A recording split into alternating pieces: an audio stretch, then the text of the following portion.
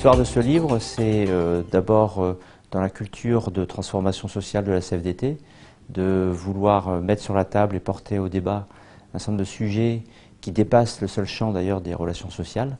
Ça nous semble important et pertinent que l'ensemble des parties prenantes concernées par ces sujets, donc il y a aussi bien les administrateurs, aussi bien les salariés, aussi bien les fournisseurs, et puis les pouvoirs publics, tous ont un rôle à jouer et on est dans le cadre de la responsabilité sociale de l'entreprise, où l'entreprise aussi doit parler avec toutes ses parties prenantes. Donc la CFDT a travaillé depuis 2 ans à alerter et à mettre sur la table un certain nombre à documenter ces sujets qui sont aujourd'hui dans le livre et qui permettent de porter un diagnostic, porter à la connaissance de ces parties prenantes. Le support livre n'est pas un support habituel, effectivement, dans la communication des syndicats qui ont plutôt tendance à communiquer par tract ou par communiqué de presse auprès des relations sociales. Là, on a voulu justement faire différent. D'une part, parce qu'il faut à un moment donné poser les choses. Le débat sera de meilleure qualité si le problème est bien posé. Et l'objectif pour nous, c'est de bien poser le problème et de le partager. Et par ailleurs, ce livre apporte aussi des propositions pour un autre avenir pour Renault. Et le fait de les porter par écrit permet aussi de témoigner de l'investissement de l'organisation syndicale pour ce sujet. Ce livre, c'est énormément d'énergie, beaucoup de gens qui ont trempé dans sa construction, beaucoup d'heures passées, d'abord par des groupes de travail, de réflexion pour essayer de poser les problèmes, puis après la répartition des chapitres pour les rédiger et le gros travail final de mise en cohérence, de mise en graphique, de recherche de données aussi, un gros travail de recherche documentaire pour s'appuyer sur des faits et non pas sur des opinions.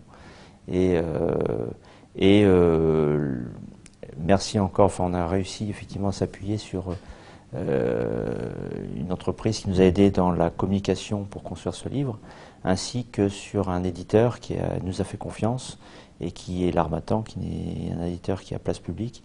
Et pour nous, c'était important effectivement d'avoir cette confiance dans la diffusion de ce livre. Les quelques points forts qui nous disent attention, Renault, la marque Renault est en danger, s'appuie sur des éléments chiffrés. D'une part, le volume de production de la marque Renault proprement dite depuis 10 ans a baissé, bien que la production du groupe Renault ait progressé. La marque Renault dans cet ensemble a baissé en termes de production. C'est encore plus significatif en France, où on voit clairement que Renault est passé de 60% de sa production mondiale à 23% de sa production mondiale produite en France, avec comme conséquence que l'on produit que le volume équivalent à ce qu'on vend en France. C'est à l'entour de 650 700 000 véhicules par an.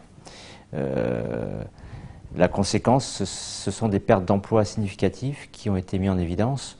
Renault, la maison mère Renault qui pesait 100 000 salariés dans les années 80, ne pèse plus que 36 000 salariés aujourd'hui. Et enfin, autre point qui pour nous pose problème, c'est depuis la mise en place de l'alliance Renault-Nissan en 1999, Renault et Nissan à cette époque-là produisaient à peu près le même nombre de voitures, soit environ 2,4 millions, 2,5 millions. Aujourd'hui, Renault en produit à peine plus, 2,7 millions, et Nissan en produit 4 millions. Donc là, on dit qu'il y a un déséquilibre qui n'est pas profitable à la marque Renault. Pourquoi? On est passé d'un management qui était encore relativement participatif à un management qui est de plus en plus directif et très centré sur les résultats par les indicateurs, qui peut avoir un atout pour objectiver les choses, mais qui a surtout pour conséquence de masquer tout ce qui se fait en dehors de la mesure, le travail gris, et qui est indispensable, le travail collectif, et tout ce qui permet effectivement que Renault produisent et sortent des véhicules de qualité. Ce que nous préconisons, c'est que le collectif soit revisité et que le management s'appuie sur une reconnaissance collective plus qu'individuelle et que les objectifs soient plus collectifs également qu'individuels, de telle sorte que la notion d'équipe ressorte et non pas la notion d'individu les uns contre les autres.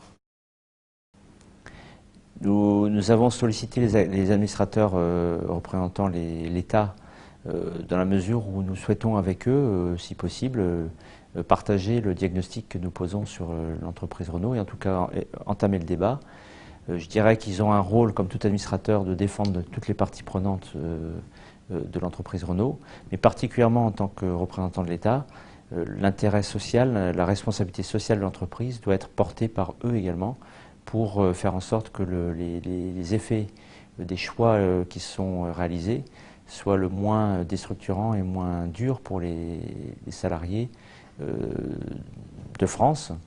Il faut voir que, on l'a bien vu récemment encore, que l'État et Renault ne sont pas indépendants. Renault s'est exprimé et attend de l'État dans cette situation économique actuelle un appui pour l'aider dans la situation. Et ça ne me choque pas, l'entreprise est membre d'un environnement, elle n'est pas dissociée de cet environnement. Et il y a possibilité de trouver une solution gagnant-gagnant à cette démarche. Le gagnant-gagnant doit pouvoir être porté aussi par les administrateurs dans le conseil d'administration. Le livre pour la CFDT Renault n'est pas l'aboutissement, ce n'est que le début. C'est le début de la mise en débat des questions qui sont posées pour partager le diagnostic, partager des propositions, mais pour nous l'essentiel c'est que les salariés s'expriment, c'est que les salariés osent libérer la parole, osent dire oui, nous avons des idées pour qu'un autre avenir soit possible pour Renault et qu'ils puissent le porter au débat, que ce soit vis-à-vis des organisations syndicales, mais aussi vis-à-vis de leur ligne managériale, de telle sorte que effectivement la construction d'un autre Renault soit l'aboutissement et des propositions partagées et construites par tous les salariés et les parties prenantes de l'entreprise. Donc le livre n'est que le début, comme je le disais, et il y a encore un travail énorme à produire d'échanges, de discussions, de remise sur le tapis du dialogue social pour qu'un autre dialogue social et une autre manière de fonctionner soit possible.